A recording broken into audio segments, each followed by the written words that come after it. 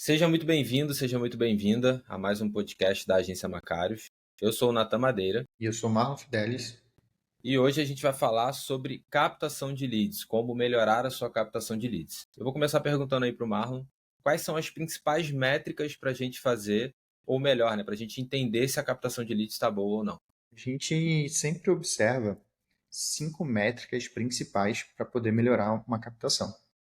A primeira delas é sempre a taxa de conversão da página de captura. A gente sempre encontra alguma margem de melhoria, isso está muito relacionado à copy. A segunda é a velocidade da página, ou connect rate também, como também é conhecido. E essa taxa, ela tem um padrão, quando ela está abaixo de 80, significa que a gente tem muita margem de melhora, a gente roda muitos lançamentos aqui, onde a média fica ali entre 83 e 85, mas tem alguns que a gente consegue bater 90 até 95 de taxa de carregamento. E o CTR. O CTR eu gosto de dizer que é o índice de interesse da pessoa no anúncio. E essa métrica, quando ela está abaixo de 1%, ela fica muito, a gente está muito distante de estar perto do resultado ideal. Então, quando a gente observa essas três métricas, a gente consegue abaixar bem o custo por lead. Só que ainda tem mais umas outras, que são o CPM, que a gente não controla, né? Mas quanto melhor o CPM, quanto menor o CPM, mais acessível é o nosso custo por lead. E a outra é a taxa de TrueView. A taxa de TrueView ela funciona muito para vídeo. É como se fosse um CTR dos vídeos, mas é o quanto o nosso vídeo está chamando a atenção. Então, normalmente, quando essa taxa está acima de 10%, a gente começa a ter um custo por lead muito bom. Só que a gente conseguiu já observar em alguns lançamentos que a gente tem taxas de 30, 40 e 50% de TrueView. E o nosso lead, para esses criativos especificamente, estão muito, muito lá embaixo. Legal, legal. Uma coisa que a gente vai conseguir aqui é dar uma traduzida, né? Você falou aí muito de métrica, muito de coisa, mas para aquele público que não entende, vamos dar uma traduzida aqui. Quando você diz taxa de conversão da página de captura, o que é essa taxa? O que isso quer dizer? Conta pra gente, conta pra audiência o que é assim, como a gente chega nessa taxa, como que a gente consegue entender para conseguir melhorar. A taxa de conversão da página de captura é o número de pessoas que chegaram até a sua página e que se tornaram lead. Então, são as pessoas que viram a sua mensagem e que acreditaram que a mensagem que você está transmitindo é para ela. Então, elas foram até o final do fluxo, ou no caso, aqui se tornar um lead.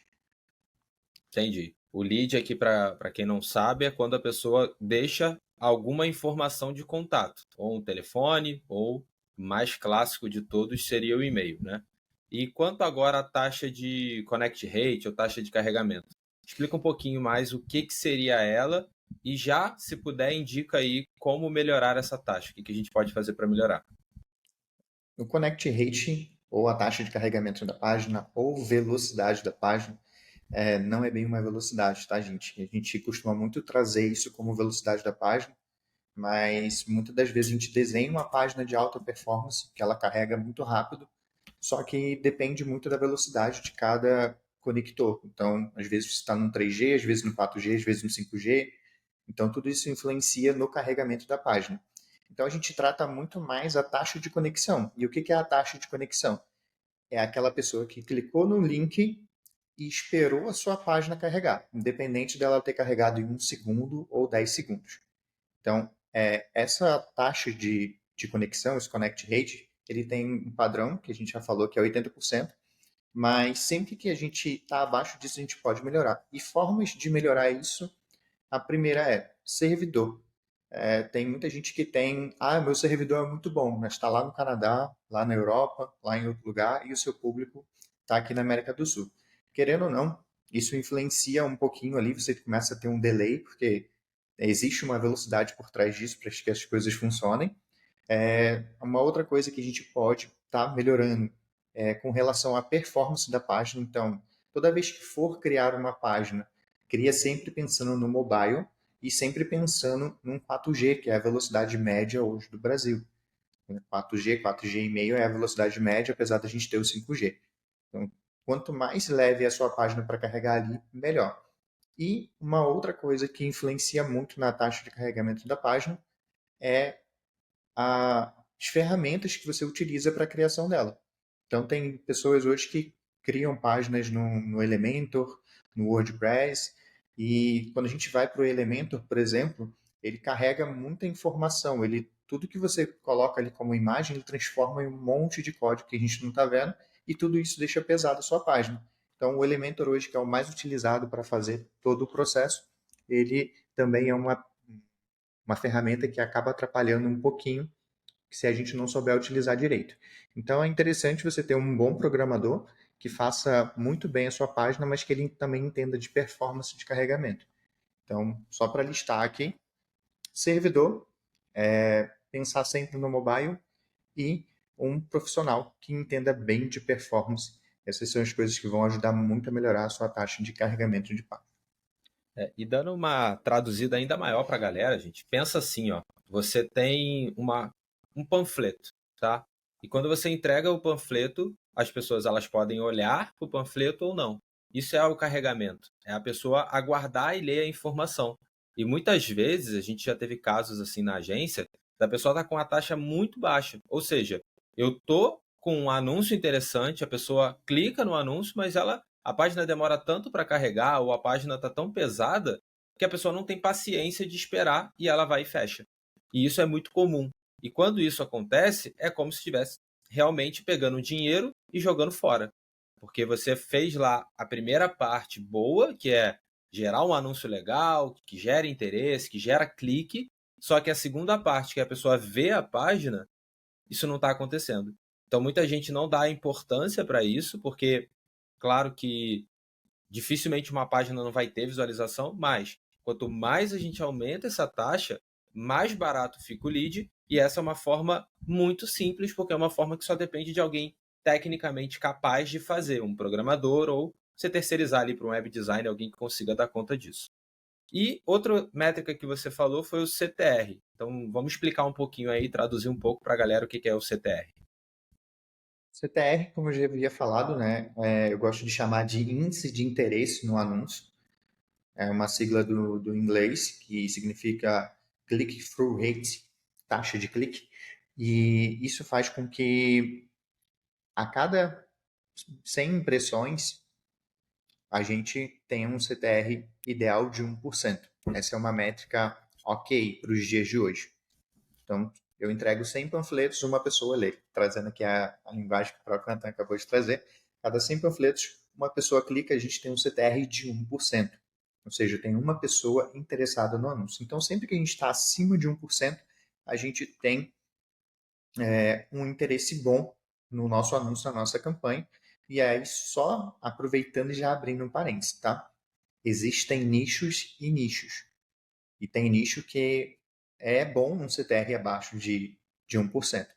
Tem nicho que 1% não é nada, tem que ser acima de 5%. Então, só abrir esse parênteses aqui para não ficar muito, tem um padrão. Não, só foi para fazer a explicação que 1%, um CTR de 1% é um CTR para cada 100 impressões.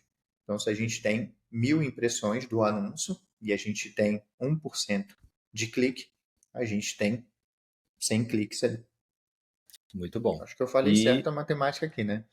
não, isso aí. É realmente o 100% vai ser o número de impressões e o clique vai ser o que vai contar. Então, se você tiver 100 impressões e um clique, você teve esse 1%. E a verdade é que hoje, se a gente fosse escolher, particularmente, a parte mais importante da captação é o criativo, porque o público hoje está cada vez mais disperso, né? Então as pessoas têm múltiplos interesses. Então, vou separar um interesse em jogos, tá? Mas a pessoa que tem interesse em jogos, ela também tem interesse em alimentação, ela também tem interesse em filmes. Então, os interesses, eles cada vez mais eles estão dispersos, tanto que o público, o Facebook, o próprio Google, eles querem cada vez mais que a gente use a expansão, ou seja, aquele público mais aberto possível. E ele fazer o criativo, né, chegar para a pessoa certa. Então, sem sombra de dúvidas, o criativo ele é muito importante porque se você sai de uma taxa de 1 para 2%, você praticamente cai pela metade do seu custo por lead. Então, é uma coisa que muitas pessoas acabam não perseguindo ou acabam fazendo criativos de qualquer jeito. A gente aqui na agência, a gente tem uma metodologia de cadência de criativos, que é você entregar criativos conforme a captação vai acontecendo, mas se baseando naqueles que estão trazendo uma performance melhor. Porque de nada adianta você entregar 50, 100 criativos para o seu gestor de tráfego e ele ter que usar tudo de uma vez. Aí passa-se dias, semanas e ele não consegue testar. Então, a cadência de criativos ela é muito importante para aumentar esse CTR. Não é isso, Marco? Tem alguma consideração É sobre isso? isso. E fazer duas considerações aqui que eu acho que é muito importante trazer, que vai ajudar muito aí quem estiver ouvindo esse podcast. Tá? A primeira é que a gente descobriu isso já há algum tempo, a gente já vem 2 anos fazendo isso, que se você pega um áudio de um criativo que está funcionando e atribui ele a um outro local, a um banco de vídeos, a um banco de imagens, ou se o próprio expert está disposto a gravar o mesmo áudio daquele criativo num parque, numa academia, num escritório, em ambientes diferentes, esse áudio ele funciona muito bem. Ou seja, aquela copy daquele criativo está validada, ele já performou e ele consegue performar ainda melhor estando em ambientes diferentes. Tá? E uma outra coisa que a gente viu que é muito importante de se ter na captação e no criativo é também tomar cuidado com os criativos que não funcionam. Então, uma das coisas que a gente faz muito aqui é ver quem é que está performando bem, por que está performando bem, acompanhando juntamente a pesquisa, e também acompanhando quem está performando mal, porque a gente tem criativos com CTR alto, que está com lead barato, mas que não está trazendo o público qualificado. Então, um acompanhamento via pesquisa de leads é fundamental para que você não esteja ali trazendo pessoas desqualificadas para o seu lançamento. Então, o Isso é criativo uma ele também tem coisa, esse poder. isso é uma coisa muito importante. Toda vez que a gente fala sobre ter que aumentar as taxas, as pessoas acabam se empolgando, né? E fazendo criativos que muitas vezes ou estão enganando propriamente o público, né? A gente chama isso de clickbait, que seria aquela isca que a pessoa clica. Eu lembro até hoje de um cliente nosso que ele tinha um teste, que era um teste de enneagrama e tudo mais, e que o criativo chamava a pessoa para se cadastrar, mas não era no teste. Ele chamava a pessoa para se cadastrar no evento. E aí um monte de gente clicava e chegava e se frustrava porque, opa, cadê o teste para eu fazer? Então, é tomar cuidado com esse tipo de solução que a gente está, sim, aumentando o CTR, mas a gente não está trazendo o público qualificado. E a outra questão que a gente faz aqui na agência, que é muito, muito importante, é o cruzamento de dados. Hoje a gente tem toda uma automação, uma tecnologia que toda vez que o lead responde à pesquisa, vamos entender o passo a passo aqui, tá, pessoal? O primeiro passo é o lead fazer o seu cadastro, passar lá pelo anúncio. Toda vez que ele passa pelo anúncio, ele faz seu cadastro, o sistema ele guarda a informação de qual criativo e qual público que ele veio. Isso é chamado de UTM. E depois disso, a gente tem a pesquisa de qualificação de lead rodando. Essa pesquisa é enviada por e-mail, pelo grupo do WhatsApp, por vários locais. Toda vez que o lead responde à pesquisa e tem um match, ou seja, eu tenho o mesmo e-mail que se cadastrou e o mesmo e-mail que respondeu à pesquisa, eu consigo fazer esse cruzamento de dados e olhar o que está vindo de lead. Então, vamos lá. Eu vou dar um exemplo que é sempre muito clássico e que já aconteceu também aqui e é comum. Você tem um produto para, por exemplo, o público que é formado em direito, ou melhor, formado em arquitetura. Vamos usar a arquitetura como exemplo, tá? Existem as pessoas que são os arquitetos e existem as pessoas que são os usuários dos arquitetos. O que tem que tomar muito cuidado? De qual público você quer atrair. Então, vamos dizer que você tem um curso, um infoproduto, que é para arquitetos. Se você fizer anúncios que atraem o público final, porque você deixou uma mensagem confusa e tudo mais, você está atraindo um público desqualificado. Afinal de contas, se a pessoa não é arquiteta, ela não pode comprar de você. Essa é a grande importância da captação de leads com leads qualificados, e por isso que a pesquisa é essencial. É isso, Marlon? Alguma consideração dessa parte da pesquisa? Não, você falou tudo aí. E a pesquisa, gente, ela tem que acontecer o tempo todo. Então, a gente também tem um númerozinho de índice de pesquisa. Quando a gente está pensando em um censo, 5% é um número bom, tá? Mas quando a gente está falando de lançamentos, qualquer número abaixo de 10% ele passa a não ter tanta relevância estatística. Não tem lançamentos que a gente consegue 10, 15, 20, 30%, mas a média geral ele fica em torno de 15%. Então, se você ainda não chegou nos 10% na sua pesquisa de leads, provavelmente a gente vai fazer algum podcast falando só sobre isso, só sobre os índices e como melhorar o volume de respostas na sua pesquisa. Muito bom. Eu acredito muito que existem dois tipos de pessoas. Na verdade, três tipos de pessoas no mercado quando a gente fala de pesquisa, né? Existem aqueles que não fazem, que é o pior tipo, assim, cuidado, se você não faz hoje uma pesquisa de qualificação de lead, você pode de novo estar jogando seu dinheiro fora. Existem aqueles que fazem, mas não se importam tanto, então tem lá às vezes 3, 5% de resposta da pesquisa. A pessoa simplesmente ela tem o mecanismo de fazer a pesquisa, mas ela não dá uma importância. E existe o certo. O que é o certo? Gente, tentar o máximo de respostas na pesquisa. Porque quando você tem o máximo de respostas na pesquisa, você vai ter mais dados para serem analisados. Então, a gente tem. Você pode trazer aí, Marlon, uma média do que seria um número bom de respostas, em percentual, em número absoluto, para a gente tentar trazer essa clareza para quem está ouvindo aí o podcast? 15%. 15% é o número ideal que você sempre tem que estar buscando com relação a respostas. Ou seja, se eu tenho 1.000 leads, eu tenho que ter 150 respostas na minha pesquisa, 10.000 leads, 1.500 respostas e assim por diante. Então, você tem que estar buscando esse número ali, tem que estar próximo dele ou acima dele, para que você tenha bastante informação sobre o seu lead. Eu não ia Isso falar isso só agora, um, não, ia só um deixar. ponto, só um ponto importante sobre isso que ele está falando. 15% é o mínimo, tá? O ideal é o máximo possível. Se você conseguir 30% de resposta, maravilha. Mas assim, menos de 15 é para ligar aquele alerta. Seria uma métrica padrão aí de busca. Tá? Então, já que a gente entrou no assunto, uma coisa muito importante que a gente tem que ter aqui nessa parte de pesquisa de leads é o seguinte: você não tem que dar todas as respostas para o seu lead, você tem que deixar ele falar. Então, é muito importante que você tenha pelo menos 3 campos na sua pesquisa onde você deixa o seu lead falar, onde você faz uma pergunta e ele responde discursivamente. Porque a gente vê muita gente colocando pesquisa em que todas as respostas são múltipla escolha. Ou seja, você sempre vai ter um padrão daquelas respostas ali e não vai mudar muita coisa. Então, ter perguntas discursivas na sua pesquisa vai fazer com que você entenda muito mais o seu lead e, principalmente, né, a pesquisa ela tem dois intuitos. Um, entender que o lead que você está captando é bom e dois, entender o que o seu lead está querendo e falar justamente o que ele quer ouvir. Então, se você chegar lá, eu quero aprender a fazer bolo de cenoura, e você no seu CPL quer ensinar a fazer rosquinha ou rabanada, cara, o seu lead não vai querer ouvir, ele vai chegar no seu CPL e vai embora.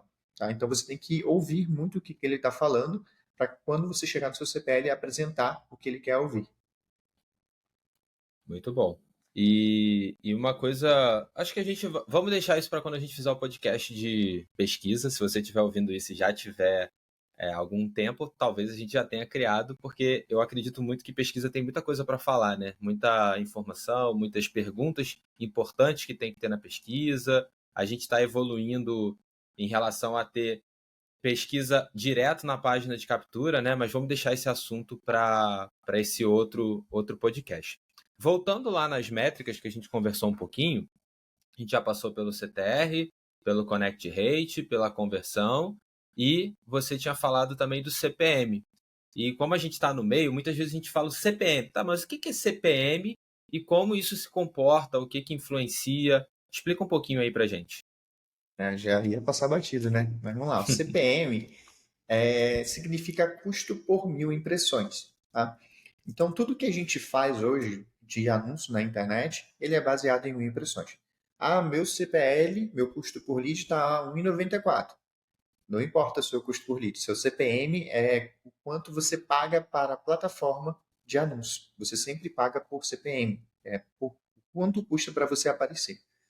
E esse CPM ele é baseado em leilão, assim como se fosse um leilão do boi. Então, quem dá mais literalmente ali para aparecer naquele momento. Então, quando a gente tem muita gente querendo um boi, querendo aparecer em um determinado local, a gente paga muito mais caro.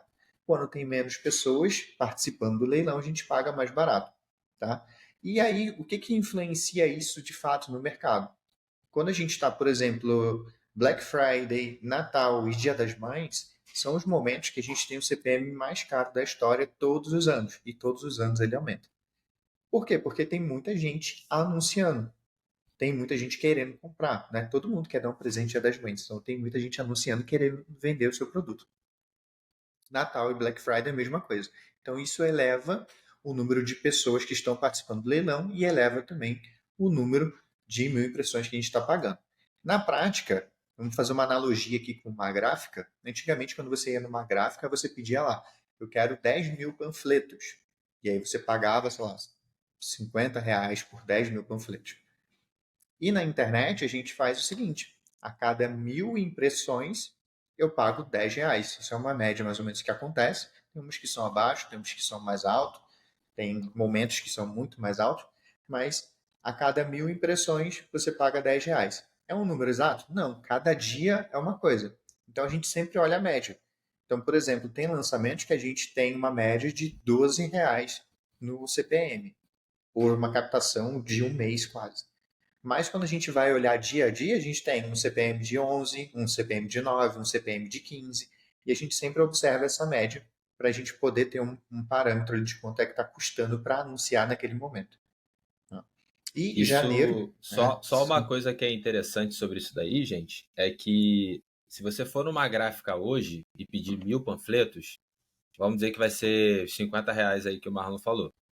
Se você for nessa mesma gráfica daqui a 2 semanas, provavelmente vai continuar a R$ 50, né? Ela não muda o valor todo dia. Já no Facebook, nas ferramentas de anúncio, isso é vivo. É como se fosse uma cotação do dólar. Ele está sempre mudando para mais ou para menos. Claro que a gente tem uma média, né? Normalmente cada cliente tem a sua média. Isso é muito importante porque hoje, se eu for numa gráfica imprimir 1.000 panfletos de um nicho de direito e 1.000 panfletos de um nicho de culinária, vai ser o mesmo preço. Porque no final das contas, o trabalho que eles têm lá é o mesmo. Para o Facebook, não é assim. O que acontece é que existem o quê? Muito mais pessoas que podem se interessar por culinária do que advogados. Ou seja, a gente pega uma média, uma última vez que eu pesquisei, acho que tinham 1.300, 1.400 advogados no Brasil. E com certeza a gente tem milhares, 1.300.000, não, eu falei 1.300, 1 não, milhão e 300, eu estava 1.300.000 advogados no Brasil. E a gente tem milhões, 100, 200 milhões de pessoas interessadas em comida. Porque comida é uma coisa que todo mundo pode ser interessado. Então, o CPM, quando a gente vai fazer algo relacionado à comida ou à culinária, que não precisa de uma formação, ele é menor do que um CPM que você faz para, por exemplo, estudantes ou advogados. Então, isso é importante de entender. Essa variação, ela é de nicho para nicho e não existe CPM caro. O que existe é o CPM do seu nicho. Você tem que entender o porquê, se ele está caro ou não, é por causa das suas ações quanto ao resto. E aí que eu queria que o Marlon trouxesse um pouco dessa variação. Tá. Antes de entrar um pouquinho nessa variação, é muito interessante falar que quando a gente pega um panfleto, imprime e vai entregar ele na rua, você não escolhe se é um homem ou uma mulher que vai estar pegando, se é uma criança, se ele tem a idade que você quer, você não define a profissão. E quando a gente está falando de pagar R$ 10 por 1.000 impressões, a gente está falando de buscar pessoas que são qualificadas. Então, por exemplo, a gente tem hoje um nicho de culinária que a gente anuncia, que a gente já sabe que quem compra são 99% mulheres. Então, a gente não anuncia para homem, porque não vale a pena. Então, a gente consegue entregar o panfleto somente para mulheres, que são as pessoas ideais para realizar aquela compra. Tá? Então, isso é importante de ter. E agora, entrando na pergunta do Natan, com relação a CPM. Hoje, a gente tem um CPM muito variado mesmo. Então, por exemplo, tem um nicho, vou trazer aqui dois nichos de culinária que a gente está trabalhando, e nos dois nichos de culinária a gente tem um CPM diferente. Uma é culinária normal, né? E outra é culinária vegana. E no de culinária vegana, a gente tem um CPM 5 vezes mais, 5 vezes, R$ 5 mais caro do que no de culinária normal. Por quê? Logicamente, né? Não é todo mundo que se interessa por culinária vegana. É mais difícil você ter um interesse por culinária vegana ou vegetariana do que ter um interesse por uma culinária normal. A mesma forma é que se a gente pegar uma culinária italiana, provavelmente a gente vai ter um CPM diferente, mesmo estando dentro da culinária. E a gente chama isso de subnichos. Então, se você é muito nichado, né, tá dentro do nicho do nicho do nicho, pensando numa boneca russa, maior vai ser o CPM. Quanto mais você qualifica o seu público, mais caro vai ser o seu CPM. Então, se você, por exemplo, tem uma faixa de idade de 45 a 50 anos e anuncia só para essa faixa de idade, provavelmente seu CPM vai ser mais caro de quem está anunciando para 40 a 60 anos, porque você está reduzindo muito as pessoas que podem ser impactadas. Então, a parte do nicho ela influencia muito. E pensando em nichos diferentes, a gente tem que pensar em coisas também como formação, como o Nathan havia dito. Então, se eu estou procurando pessoas que necessariamente têm que ter uma formação, eu estou nivelando demais aquilo ali, estou enxugando a minha segmentação e faz com que o meu anúncio seja mais caro. Então, se eu quero encontrar advogados, arquitetos que têm que ter uma formação de nível superior, a gente tem como falar isso para a ferramenta, só que essas pessoas também são mais concorridas, né? Então, o nosso CPM fica muito mais caro por conta disso. Muito bom. Então a gente já falou aí do CPM também. E você tinha falado do clique, né? Acho que o clique a Click-through gente fica. rate. O click-through rate é o CTR, ele a gente já foi. Já falamos do CPM. Tinha mais alguma métrica que você tinha falado? View-through rate. Taxa de view-through rate. É a taxa de visualização de 3 segundos, na verdade. Porque tem o true rate e tem o true view e o true view de 3 segundos. Então a gente pegou essa métrica e começou a observar quem é que assistia 3 segundos do nosso vídeo. Então eu vou explicar para vocês aqui um pouquinho historicamente como é que funcionava e como é que está funcionando hoje. 2020 e 2021 a gente conseguia facilmente fazer um vídeo e chamar a atenção da pessoa para ela assistir de 10 a 15 segundos do nosso vídeo. Então, nesse período a gente conseguia falar muita coisa, dar muita informação. Já em 2021 para 2022, esse número de segundos diminuiu. Ele foi de 5 a 7 segundos, era o período que a gente tinha ali para chamar a atenção da pessoa ao assistir um vídeo. Já em 2023, meados de 2023 para cá, as pessoas estão mais apressadas, mais.